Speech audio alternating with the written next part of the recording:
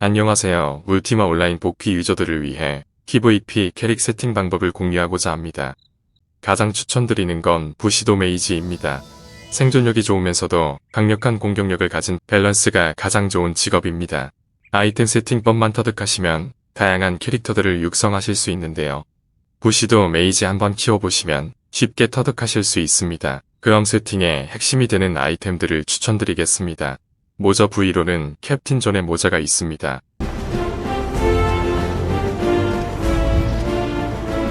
저건 캡틴 존이 아니라 캡틴 잭 아닌가요? 오케이. 공격 성공률 옵션이 붙어서 초보자들에게 추천드리는 모자입니다.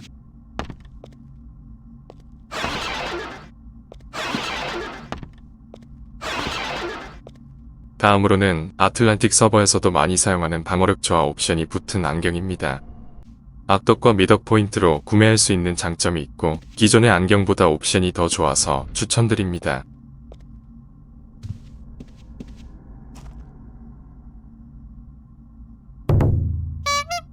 풍호 안경 같아서 쓰기가 싫어요.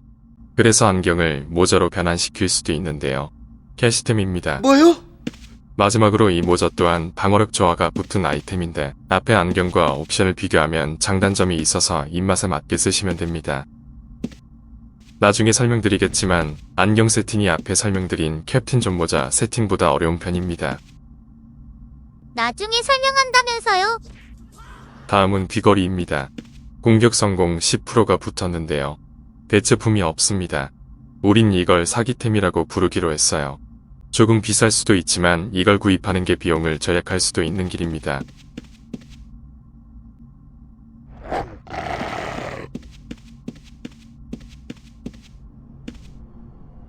너니?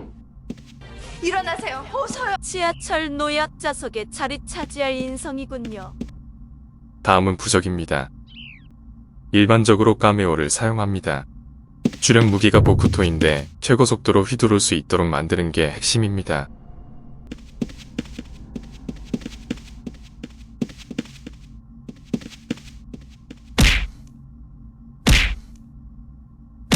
너 인성 문제 있어? 다음 부적은 공격 속도가 없는 대신 방어력 증가 옵션이 있습니다. 액세서리에 공격 속도 옵션이 붙어 있다면 쓸만한 부적입니다.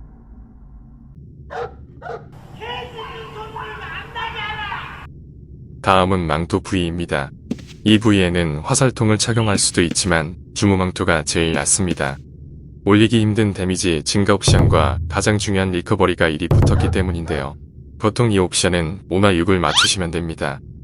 같은 이유로 세쉬 부위도 리커버리가 붙은 세쉬를 주로 이용합니다. 이렇게 세팅하면 리커버리 옵션은 액세서리 중 하나만 챙기면 됩니다. 오케이.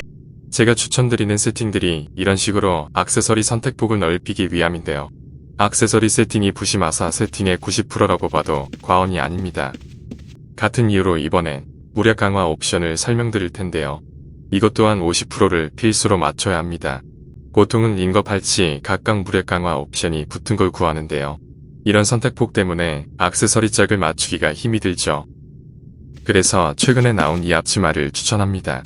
무력 강화 옵션이 붙어 있어서 비록 한쪽은 35%가 붙은 액세서리를 구해야 하지만 세팅이 엄청 수월해지는 걸 느끼실 겁니다. 하지만 악덕과 미덕 앞치마 또한 훌륭한 스탯 증가 옵션이 있어서 무리하게 세팅하기보다는 액세서리에 맞춰서 선택하면 됩니다. 그 다음 필수 스탯 시전 속도에 대해서 설명드릴게요. 일반적으로 마을 버프로 시전 속도 2를 챙길 수 있습니다.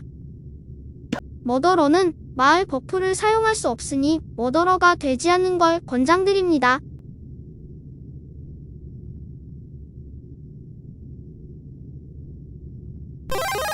너니? 그럼 시전 아이템에 대해서 알아볼 텐데요. 우선 이슬대없고 비싸기만 한 목 부위는 패스하세요. 다음 로브 부위 중에 시전이 붙은 아이템이 있는데요. 이벤트 아이템이라서 조금 비싸고 세팅이 어렵다는 단점을 제외하면 아주 좋습니다. 다음 추천드리는 건 포크윈드입니다. 붙은 옵션들이 매우 좋아서 처음 세팅하시는 분들께는 이 로브를 추천드립니다. 다음은 신발 부위인데요. 대표적으로 아논 샨티 미낙스가 있습니다. 보통 미낙스는 잘 사용하지 않고 공방에 따라 샨티나 아논을 주로 사용합니다. 오케이. 이제는 모자를 제외한 주요 방어구 부위인데요. 스컷이나 뼈로 만들어진 아이템들을 추천드립니다. 이유는 레이지 옵션이 붙지 않은 방어구에는 추가로 마나 감소 옵션이 붙기 때문입니다. 이 옵션이 붙은 아이템 제거 방법은 간단합니다. 뉴헤븐 마을의 NPC가 제거를 도와줍니다.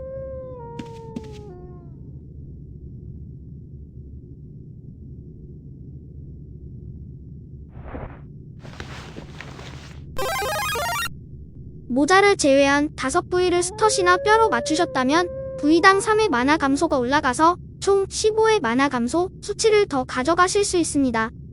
이는 아이템 옵션에서 오르는 마나 감소 수치와 무관하게 추가로 얻을 수 있는 수치이고 작지 않은 차이입니다. 팔뚝 부위입니다. 대마법사라 불리는 이 팔뚝은 주문 피해 증가 옵션은 이 아이템 하나만으로 다 해결하는 수준이고 추가로 스킬도 붙어서 다른 걸 생각할 필요가 없습니다. 장갑 부위입니다. 얼마 전까진 피해 증가 장갑을 추천드렸지만 이 이벤트 장갑이 나온 이후는 무조건 이 장갑을 추천드립니다. 바지 부위입니다. 추천은 드리지 않지만 방어 증가 옵션을 맞추지 못한 분들은 이런 세팅도 괜찮습니다. 인뷰가 가능해서 작은 옵션이지만 원하는 대로 변경이 가능한 게 장점입니다. 하지만 목과 상의 그리고 하의 부위는 레전더리 아이템으로 맞추는 게 정석입니다. 마나 재생과 마나 감소, 체력 재생과 체력 증가와 나머지 스탯 등등 이 3부위로 충당해야 하기 때문입니다. 시약 감소까지 맞춰줄 수도 있겠지만 상당히 어렵습니다. 보통 시약 감소를 맞추려면 체력 재생과 스탯 등등 포기해야 할 부분이 많습니다. 지금까지 설명드린 게 이해가 되실지는 잘 모르겠지만 영상으로 설명드리는 것도 상당히 힘이 드네요. 이제 가장 중요한 액세서리를 말씀드리겠습니다. 앞에 말씀드린 추천 아이템 세팅에 따라 요구되는 액세서리 옵션 수치가 달라지는데요. 캡틴 존 모자를 착용하는 세팅으로 예를 들어보겠습니다. 캡틴 존 모자의 공성 귀걸이에 까메오 부적의 샨티 부츠 조합입니다. 이것만으로 간단히 최고 공격 성공 확률 수치를 맞출 수 있습니다.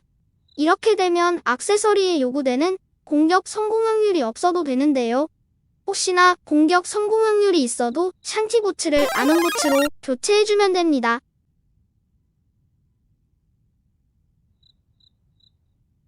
즉, 액세서리 링과 팔찌 각각의 방어 증가, 공격 성공은 하나씩은 필수로 들어가 있어야 한다는 겁니다. 액세서리 양쪽 다 방어 증가 옵션만 맞춘다면 방어 확률이 줄어들겠지만 그리 큰 흠이 아닙니다. 리파인으로 데미지를 경감시킬 수 있기 때문이죠. 해적 모자가 아니라 방어력 저하 안경 세팅이었다면 구하고자 하는 액세서리에서 공격 성공 15가 더 붙은 액세를 구해야 합니다. 하지만 해적 모자 세팅으로 계속 이어 나가겠습니다. 그 다음 중요 스탯 시전이 있는데요. 무기에서 시전이 마이너스가 되기 때문에 총 3의 수치를 구해야 합니다. 호크윈드 세팅입니다. 결국은 마을 버프를 받더라도 양쪽 다 시전 1이 필요합니다. 다음은 리커버리즈 회복 옵션인데요. 이는 5나 6을 맞추면 됩니다. 앞에 설명드린 주무와 3시에서 2가 충당되므로 액세서리 한쪽에 3이나 4만 맞추시면 됩니다. 무력 강화도 최대치인 50%를 맞추는 게 중요합니다. 이는 앞치마에 따라서 달라지는데요. 악덕과 미덕의 앞치마를 사용한다면 양쪽 다 있는 것을 맞춰야 합니다. 하지만 이벤트 앞치마를 사용한다면 한쪽만 35로 맞추면 됩니다. 필수 옵션은 여기까지고요. 추가적으로 액세서리 붙으면 좋은 옵션들로는 1순위로 스킬이 붙은 악세입니다. 부시도 마사용으로는 레절, 페링, 레지, 이렐이 붙으면 좋습니다. 그 다음으로 중요 옵션은 피해 증가 옵션입니다. 100이 최대치이고 100에 근접하게 맞추는 게 좋은데요. 주무와 까메오에서 40이 충당됩니다. 다음은 마나 감소입니다. 아이템으로 40을 맞춰주면 됩니다. 포크핸드 세팅이면 로브에서 이미 10이 맞춰지는데요. 그럼 나머지 장갑과 목 그리고 상의하에 4개의 부위에서 30만 더 맞춰주면 됩니다. 만약 시전 로브를 사용하신다면 세팅이 조금 더 어려워지는데요. 사용하신다면 장갑과 목 그리고 상의와 하에 모두 만화 감소 10이 붙은 아이템을 구해야 합니다. 다음은 만화 재생과 체력 재생 옵션입니다. 만화 재생은 아이템으로 올릴 수 있는 최대치가 30이고 체력 재생은 18입니다. 주로 방어구에서 충당하는 옵션이고 당연히 높으면 높을수록 좋은데요. 만화 재생은 19 이상 올리시는 걸 권장드립니다. 체력 증가 옵션 또한 중요한데요. 아이템으로 맞출 수 있는 최대치는 25입니다. 앞치마에 체력 증가 옵션이 붙었고 나머지는 방어구에서 가져오셔야 합니다. 다음은 제가 한 세팅입니다. 사부위 모두 만화 감소 10에 체력 증가가 붙은 아이템으로 맞췄습니다. 만화 재생과 체력 재생도 높은 편이지만 시약 감소는 맞추지 못하였습니다. 다음은 악세 세팅입니다. 앞에 설명드린 대로 방어력 증가는 양쪽으로 맞췄고 시전 로브 세팅이라서 한쪽 악세에 시전이 없습니다. 회복 옵션은 한쪽만 붙어도 되지만 마땅한 악세가 없어서 양쪽 다 붙은 상태입니다. 무력 강화 또한 이벤트 치마 덕분에 한쪽만 35를 챙기면 됐습니다. 중요 옵션을 빼고 보면 피해 증가도 붙었고 스킬이 많이 붙은 게 보이실 텐데요. 중요 옵션을 모두 충당한 후에는 주요 스킬이 붙은 액세서리가 좋습니다. 다음은 스킬입니다. 스킬은 일반적으로 부시도 120 소드, 120 패링, 120 레지, 120 이벨, 120 택틱, 60의 나머지 매절에 투자해줍니다. 악세의 스킬업이 잘 되어 있다면 알케미나 아나토미 혹은 닌자 스킬을 올려서 생존에 도움이 되도록 합니다. 다음은 스탯입니다. 스탯은 힘과 덱스, 강화 물약 그리고 트린식 장미까지 복용 후 나오는 스탯에서 저주를 맞은 상태로 설정합니다.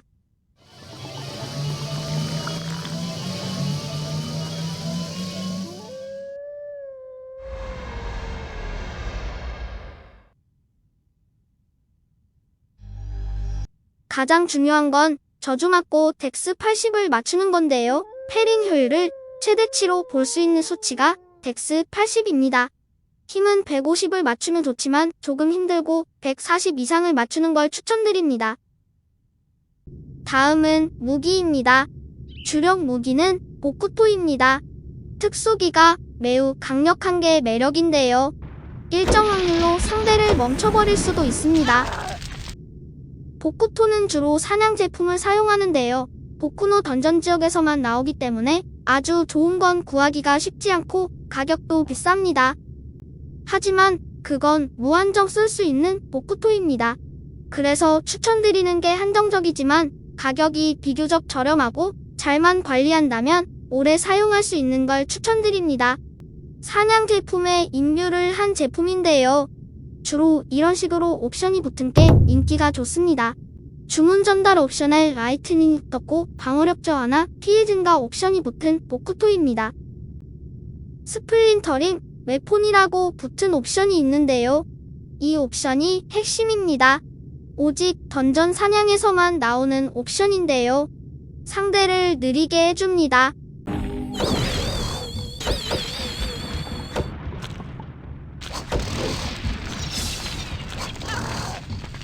단점이 있다면 내구도를 무지막지하게 깎아버리는데요.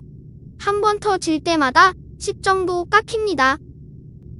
무제한 보쿠토를 구하는 방법이 가장 좋겠지만 그럴 수 없는 분들께 한 가지 팁을 드리면 같은 옵션 보쿠토를 2개를 구해서 사용하는 방법입니다.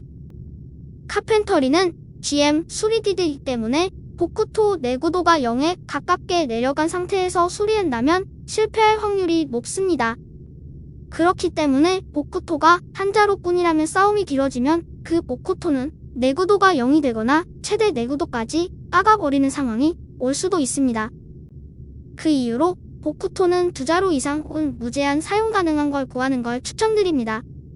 다음은 상대방의 무기를 떨궈서 무장해제를 시킬 수 있는 부처 나이프를 추천드립니다. 디스암 특수기에는 스플린터링 웨폰이 발동하지 않아서 사냥 제품이 아닌 인뷰 제품을 사용해도 됩니다. 그 다음은 뼈 소화기인데요.